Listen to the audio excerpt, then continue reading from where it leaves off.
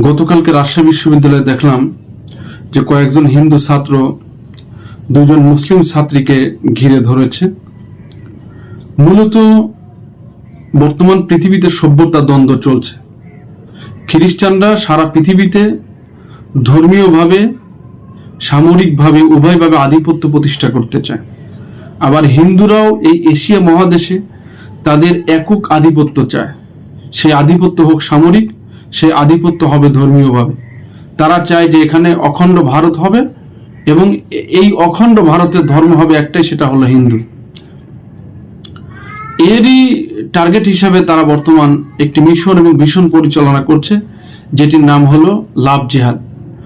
লাভ জিহাদ হলো ভালোবাসা ট্র্যাপে ফেলে মুসলিম বোনদেরকে, তাদেরকে ঈমান হরণ করা, তাদেরকে ধর্ম থেকে বিচ্যুত করা, তাদেরকে হিন্দু ধর্মের মধ্যে কনভার্ট করা।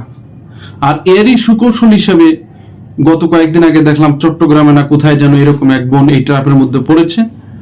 আবার এই যে রাজশাহী বিশ্ববিদ্যালয়ে গতকাল দেখলাম যে শুরুতে তারা এভাবে প্রশংসা করে, তোমাকে দেখতে অনেক সুন্দর লাগছে। এরপরে তারা এভাবে বিভিন্ন সুকৌশলে তাদেরকে এই লাভ জিহাদ বা ভালোবাসার ট্র্যাপে ফেলে তাদেরকে হিন্দু ধর্মের মধ্যে কনভার্ট করতেছে। মুসলিম বোনদের আমি হাতে ধরে বলবো, পায়ে ধরে বলবো, খুব সাবধান এবং সতর্ক থাকবেন। ঈমানের চাইতে বড় দৌলত কিন্তু আর কিছু না। আপনার সামান্য ভালোবাসার কারণে যদি আপনার ধর্ম বিসর্জন হয়ে যায়, কিয়ামতের ময়দানে আপনার জাহান্নাম ছাড়া কিন্তু কোনো উপায় থাকবে না। এই জন্য আপনার খুব সাবধান থাকতে হবে, সতর্ক থাকতে হবে। ঈমান সবার আগে।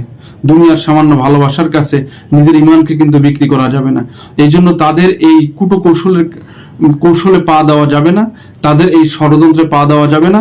আমাদেরকে সাবধান থাকতে হবে, সতর্ক থাকতে হবে। মুসলিম সমস্ত বন্ধুকে সতর্ক থাকতে হবে। যার তার সাথে কিন্তু সম্পর্ক তৈরি করা যাবে না। এমনিতেই তো এই জাতীয় সম্পর্ক ইসলামে হারাম ঘোষণা করেছে। তারপরও খুব সাবধান, সতর্ক থাকতে হবে।